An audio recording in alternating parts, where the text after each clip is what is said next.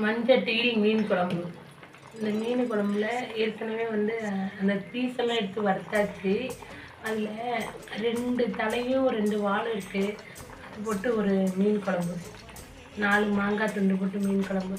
பாருங்கள், மீன் குழம்பு. இந்த வால் எடுத்துக்கிறேன்.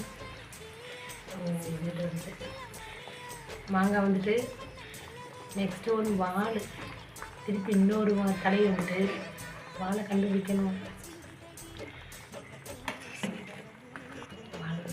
எடுத்த ஓரத்துல இருக்கு. அந்த வந்துட்டு மண்பானையில் மீன் குழம்பு வச்சு சாப்பிட்டா அது ஒரு ருசியாக இருக்குன்னு சொல்லுவாங்க. வாழை சாரை காணோம், ஓடி போய் ஒழிஞ்சிக்கிட்டார் போல இருக்கு. அந்த வந்துட்டு வால்